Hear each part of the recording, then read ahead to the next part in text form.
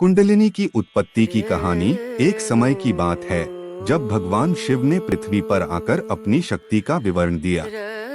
उन्होंने बताया कि मनुष्य के शरीर में एक गुप्त शक्ति होती है जिसे कुंडलिनी शक्ति कहा जाता है। यह शक्ति सुप्रभात काल में जागृत होती है और सर्प के आकार में प्रवेश करती है। ब्रह्मा, विष्णु और शिव ने मिलकर निर्माण की प्रकृति की विविधताओं के बारे में विचार किया। उन्होंने तब निर्णय लिया कि कुंडलिनी शक्ति को ब्रह्मा के तीसरे आयाम में स्थान देना चाहिए, जिससे वह जागृत हो सके और मनुष्य के साथ संपर्क कर सके।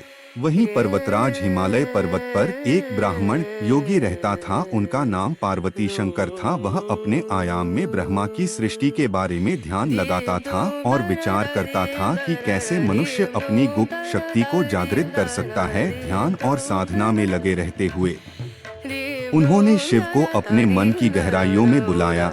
शिव प्रसन्न हुए और पार्वती शंकर के सामर्थ्य को देखकर उन्होंने उन्हें वरदान दिया कि वे उनकी साधना के बाद कुंडलिनी शक्ति को अपने शरीर में जागृत कर सकेंगे। इसके बाद शिव ने एक विशेष विधि बताई जिसके द्वारा कुंडलिनी को जागृत किया जा सकता है। पार्वती शंकर ने शिव के उपदेशों का पालन किया और अनुशासन से साधना की। अंत में उनकी कुंडलिनी शक्ति जागृत हो गई और सर्प के आकार में उनके शरीर में प्रवेश किया। कुंडलिनी शक्ति ने उन्हें अपूर्व आनंद का अनुभव कराया और उन्हें एक नया अवसर दिया अपनी अंतर्यात्रा का अनुभव करने का। इस प्रकार पार्वती शंकर ने अपनी निरंतर साधना के माध्यम से कुंडलिनी शक्ति को जागृत किया और अपनी आत्मा के साथ एकीकृत होने का अनुभव किया। उन्होंने देखा कि यह शक्ति हमारे अंतरात्मा की उन्नति में महत्वपूर्ण भूमिका निभाती है और हमें दिव्य ज्ञान और अनंत आनंद का अनुभव कराती है।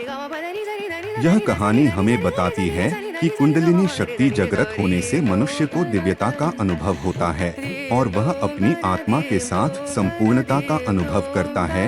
यह एक ऊंचा साधना है जो हमें स्वयं को आध्यात्मिक रूप से विकसित करने में मदद करती है।